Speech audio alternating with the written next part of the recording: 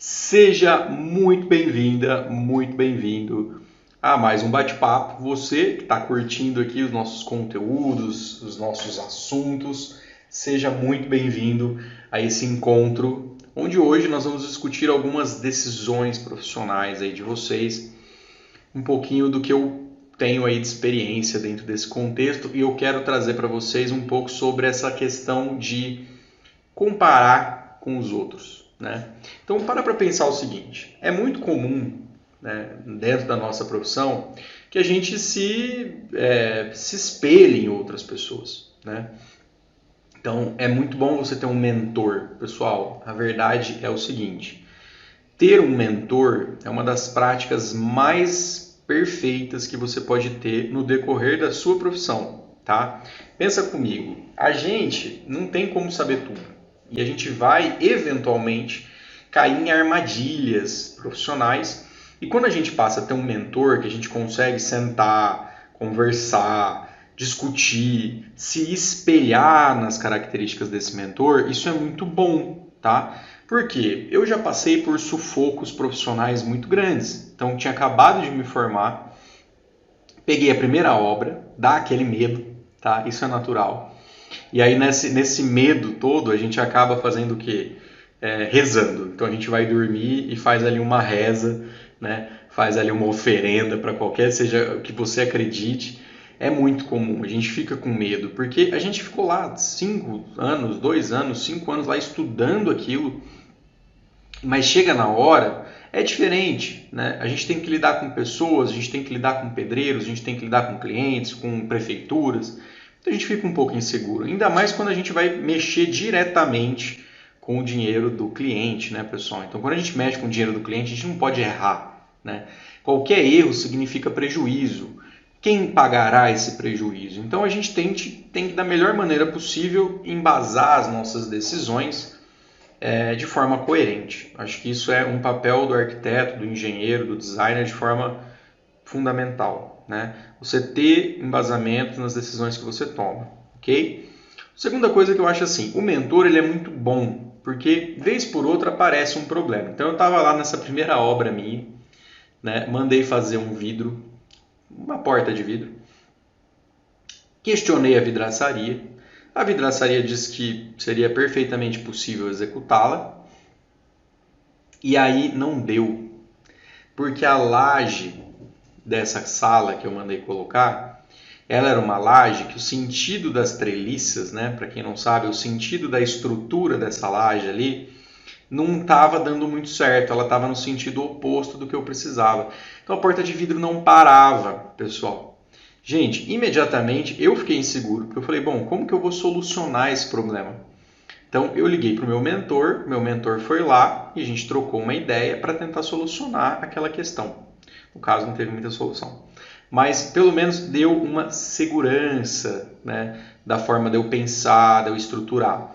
O mentor ele é útil não só apenas quando a gente está numa situação crítica de tomar uma solução porque o prejuízo já veio, mas a gente poder se espelhar, da gente poder conversar, da gente poder se inspirar, da gente poder ter um caminho iluminado no percurso que eu quero tomar. Então, a mentoria, ela é muito boa. Aí você fala assim, poxa, professor, mas eu só tive os meus professores de projeto lá da faculdade que me davam aqueles atendimentos e eles recebiam por isso. Eu não vou ter um mentor, né? Você pode virar para mim e falar assim, eu não tenho um mentor, não tenho quem aceite isso, ninguém vai querer ser um mentor. Veja, isso não é totalmente verdade, tá? Óbvio que você não vai procurar um mentor, por exemplo, num cara sem experiência. Não adianta você querer desenvolver algo e procurar alguém que nunca desenvolveu nada, né? Isso não tem sentido nenhum. Então eu não vou pegar e chamar, por exemplo, meu colega de sala para ser o meu mentor. Então, entendo, eu vou chamar alguém que conseguiu ao longo de um tempo desenvolver coisas, desenvolver trabalhos similares ali dentro de um percurso que eu acho interessante ser nosso. Para o mentor pode parecer loucura, tá? Eu já mentorei outras pessoas, funcionários nesse sentido. Para o mentor isso é muito bom. O mentor ele cresce, tá? O mentor ele cresce, um profissional que está disposto a ser um mentor de outra pessoa, ele cresce junto, né? Por quê? Porque você ganha uma perspectiva um pouco diferente. Então você está ali o quê? Abertamente querendo ajudar outra pessoa a se desenvolver. E aí eu li uma frase essa semana que foi ótima, que foi o seguinte: um mestre só se torna mestre quando o seu aluno o ultrapassa. E aí eu fiquei pensando nisso. Olha que profundidade que é isso, porque se você tem um aluno que você mentorou ele, e como assim vários que eu dei atendimento, que eu de TCC, de TFG, né, e ele ficou melhor do que eu. Eu fui no escritório esses dias, né, e aí tinha um aluno meu lá, que eu dei Revit para ele, há muitos anos atrás. E aí eu olhei, conversando com ele, eu percebi durante a reunião que ele já entendia mais do que eu, que já tinha parado um pouquinho, não ia tão a fundo dentro do Revit naquela época. E aí eu falei, cara, ele pegou aquele embasamento e ele, assim, olhava para mim e falava, nossa, eu aprendi muita coisa com você, eu lembro quando você falou aquilo, aquela frase me marcou. E pra gente que é mentor, que a gente auxiliou ali, empurrou a pessoa para frente, ver naquele processo que ele já é melhor do que a gente, isso dá um sentido de evolução muito grande, porque agora ele vai mentorar outras pessoas, né? Então a faculdade ela não é apenas para a gente se formar e trabalhar. Então eu acho que o processo de você servir a algo, servir a alguém, servir um propósito é muito forte, tá? A gente não interprete a sua formação apenas como um processo de ganhar dinheiro, porque senão é muito chato, né? Será, fazer uma faculdade é só porque eu preciso arrumar um trabalho e com esse trabalho eu vou ganhar um dinheiro e com esse dinheiro eu vou conseguir comprar a minha felicidade lá nas lojas X. Não é isso, tá? Então, se a gente está disposto a ser um engenheiro, se a gente está disposto a ser um arquiteto, a ser um designer de interiores, a gente tem que tentar encontrar um propósito para isso, que não seja apenas ganhar dinheiro. Por quê? Ganhar dinheiro, pessoal, que não tem problema nenhum gostar de dinheiro, tá? Eu particularmente adoro ganhar dinheiro, mas assim, não é um propósito principal, tá? Não deveria ser. E eu não estou tirando e colocando assim o fato que a gente tem que ganhar dinheiro para sobreviver, não é isso. Mas às vezes na nossa profissão vai surgir situações que o propósito não é ganhar dinheiro. Então, para mim, a mentoria não é algo para se ganhar dinheiro em cima. Eu não vou anunciar na internet, ó, mentoria por R$ 35 a hora. Não é isso, tá? A mentoria é uma troca, tá? A mentoria ela é um processo onde eu consigo, através de um auxílio, fazer uma troca de experiências e ajudar uma outra pessoa a crescer. Você está servindo alguém. E o fato de você servir, o dia que você parar de servir, se você falar assim, não quero mais ajudar ninguém, não quero mais servir ninguém, não quero auxiliar ninguém, você pode aposentar, tá? Porque tudo que a gente faz, ao meu ver, dentro da nossa profissão, é servir alguém, é você pegar e auxiliar uma outra pessoa, é você estar disposto a ajudar outra pessoa, tá? Isso é um espírito que eu criei, tá? Dentro do meu processo de arquitetura, de você poder auxiliar outras pessoas, auxiliar colegas, auxiliar alunos, auxiliar clientes, auxiliar ex-chefes, auxiliar pessoas. Isso é um propósito muito bonito. Dentro disso, eu quero colocar para vocês uma questão que aí é paralela a isso, tá? Que eu percebi também ao longo da minha experiência profissional e ao longo de alguns alunos, tá? Ao longo de algumas conversas. Bom, principalmente no começo, quando eu estava me formando, eu ficava muito angustiado. Não sei se isso chegou a acontecer com vocês. Por quê? Porque, poxa, eu estou me formando, eu não sei nada. Eu olho para aquele colega, ele sabe tudo, e ele já desenvolveu tudo, e ele já sabe aquele programa e eu não sei aquele programa, né? Ou, nossa, aquele colega arrumou um estágio e eu não tenho estágio ainda, né? Ou, nossa, ele tirou 10 e eu tirei 8. Essa comparação ela é muito perigosa. Muito perigosa. Porque a gente não vive, não deveria viver, sobre um aspecto comparativo com uma outra pessoa. Então, eu não posso viver sempre focado no que o outro tem e eu não tenho. Né? Nessa prerrogativa, a gente fica assim, agora eu me formei. Mas meu amigo ele está casando. Aí você vai lá e... Né? Vamos até retroceder um pouco no exemplo. Me formei. Nossa, meu amigo tem uma namorada. Eu não tenho. Então você vai lá e arruma uma namorada. Nossa, mas meu amigo ele tem 50 mil na conta, eu só tenho 10. Aí você vai lá e se mata nesse processo de economizar centavo por centavo, cancela até o Netflix, né? Para juntar lá aquele dinheiro. Mas meu amigo pegou isso e foi viajar para a Europa e eu não fui. Aí você vai lá e se mata porque você quer também viajar para a Europa e bater as suas stories lá que você foi para a Europa. Né? Mas meu amigo agora ele construiu uma casa, eu não tenho uma casa, eu preciso de uma casa. Aí você se mata para tentar construir uma casa. E o problema é que muitas vezes a gente não consegue, né? Muitas vezes eu não consigo, né? Por quê? Porque o cara, esse exemplo que eu estou me comparando, né? Ele tem outra linha do tempo, que não é a sua. Então, o que ele desenvolveu na linha de tempo da vida dele não é a mesma coisa que a sua. Então ele pode ter 50 mil e você não tem, por exemplo, mas qual foi a linha do tempo dele para juntar isso? Qual é a sua? Não, ele vai construir uma casa, mas qual é a linha do tempo dele?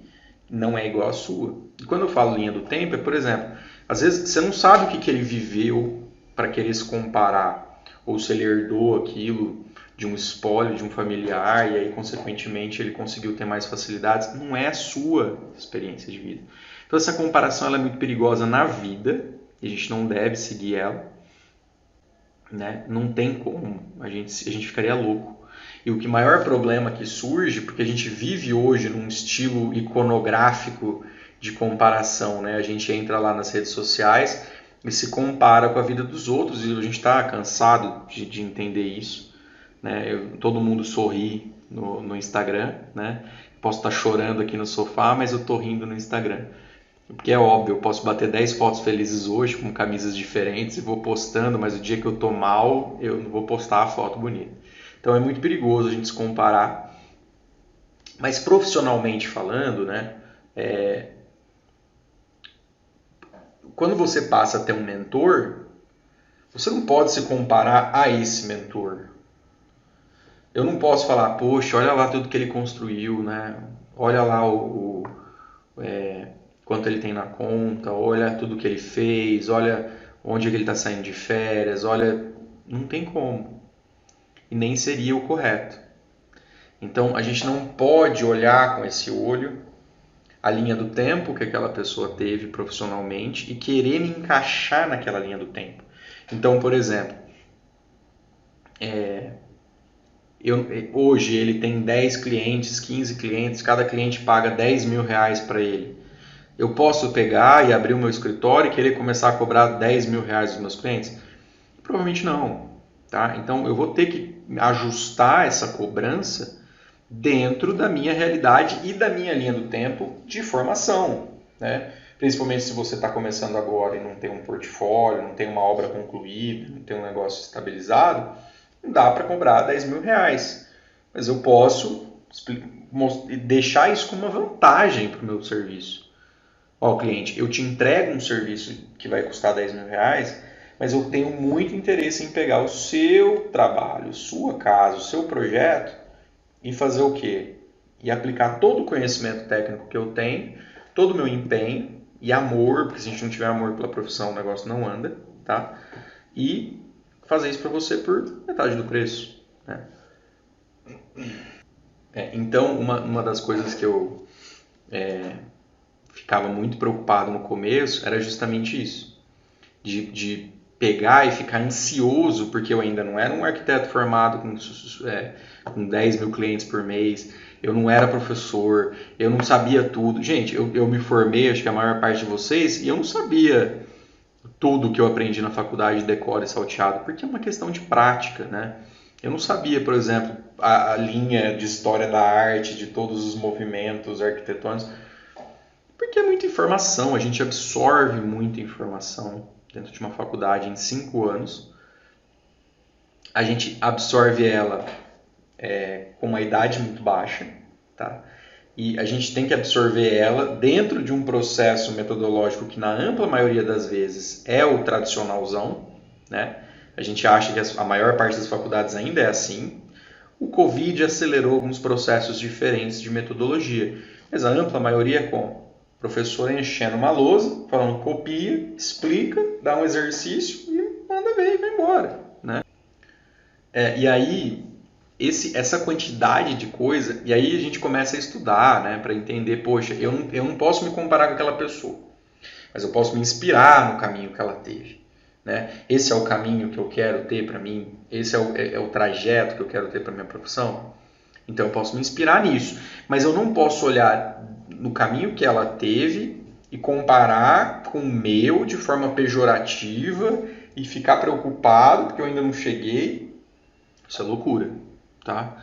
Então aí eu acalmei o meu coração, não sei se vocês estavam nesse fluxo, entendi os processos, me inspirei nos meus mentores. E é muito bom quando você se inspira nos seus mentores. Mas uma coisa que chamou a minha atenção dentro dessa concepção foi porque, como a maior parte de vocês, a gente sai da faculdade e fica extremamente preocupado porque a gente não sabe tudo que a gente acha que deveria saber. E aí eu fui começar a investigar, né? Falar, nossa, mas será que o problema sou eu? Será que eu não aprendi tudo que eu deveria porque eu não prestei atenção e tal? E aí eu comecei a estudar uma coisa muito interessante, que eu vou deixar aqui no descritivo, tá? Que é formas que você aprende. Porque existem 3 formas de aprendizado. E existe um teste muito simplesinho, que você responde algumas perguntas e ele vai deixar uma porcentagem, tá, de como você absorve informação. Existem 3 formas de absorver informação, seja ela acadêmica, da vida, enfim. A primeira forma é auditiva. Então, existem pessoas que têm muita facilidade em ouvir. Então, ela pode estar fazendo outra coisa, mas se ela está te ouvindo, ela está absorvendo. Ou seja, para essa pessoa, um professor que fala muito, ela absorve muito bem isso. Isso que é um segredo, eu descobri que eu sou horrível de audição. Né? Eu não ouço as pessoas, eu tenho uma dificuldade muito grande, eu não absorvo. Então muitas vezes as pessoas falam assim, me cutucam e falam, João, tô falando com você, porque eu estava no mundo da lua, eu estava pensando em outra coisa, distraído. Então eu não sou bom de metodologia onde as pessoas só ficam falando. Tanto que, quando eu estava na faculdade, a disciplina de História da Arquitetura que eu tive, ela era dada por um professor, tá, que deu ali para uma geração de alunos a aula, que ele sentava, ele abria um livrinho chamado História Crítica da Arquitetura Moderna, ele abria esse livrinho aqui, ó, e ele só falava. Aí eu tirei, acho que a nota mais baixa da minha vida com esse professor e fiquei transtornado. A única forma de eu passar na disciplina desse professor foi porque eu coloquei um gravadorzinho na frente dele, pedi autorização, obviamente. Falei, professor, eu preciso gravar o que você fala. E aí depois eu ouvia em casa, com calma, com uma bela de uma xícara de café. Eu pegava, ouvia o que ele falava e transcrevia. Porque a forma que eu absorvo informação é visual. Uma parte dela, da minha informação, é visual. Então eu preciso ver. Tá? Eu prendo a minha atenção na visão. Então um professor que escreve uma lousa, por exemplo, eu pegar um livro e grifar esse livro, ou seja, eu deixo ele esteticamente bonito, grifado, com anotações, né? Isso prende a minha atenção e eu absorvo melhor aquilo que está sendo falado, né? Então eu precisava transcrever essas informações para conseguir grifar, fazer resumos, né? Para eu conseguir ir bem na prova dele. A terceira forma, ela é uma forma cinética, que uma boa parte das pessoas é assim. O ato de você fazer alguma coisa com as mãos, né? Então, um exemplo na arquitetura, pessoal, qual que é? O professor de projeto ele faz como? Ele faz você fazer uma maquete física.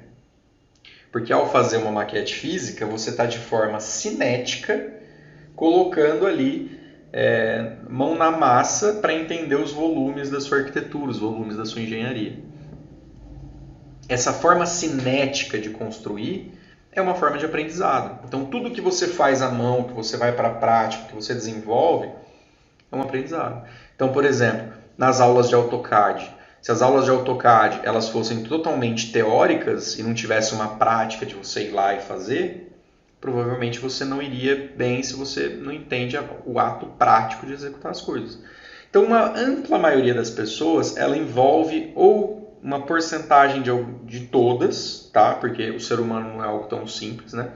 Então, óbvio que eu absorvo o que as pessoas falam, mas numa porcentagem baixa. Acho que o teste meu deu 25% auditivo, 45% visual e o resto cinético. Porque conhecendo a estrutura de como você aprende, né, conhecendo a forma de como você absorve essas informações, você consequentemente vai sempre mirar, sempre trabalhar de forma correta nos seus estudos, no seu conhecimento, na sua própria mentoria. Para que com esse conhecimento aplicado numa mentoria, você direcione ele de forma muito mais prática. Então, por exemplo, eu adoro listas. Eu adoro escrever a lista de tudo que eu tenho que fazer. Vários papéis com várias listas. Porque eu absorvo melhor os meus afazeres aí. Tá certo? Bom, pessoal, espero que vocês tenham gostado. E se vocês gostaram, não deixe de se inscrever no canal, seguir a gente nas redes sociais, ativar o sininho, fazer toda essa parada e deixar os seus comentários. Faz o teste aí. Qual que é a sua forma de aprendizado? Cinética, auditiva ou visual? Grande abraço, até mais.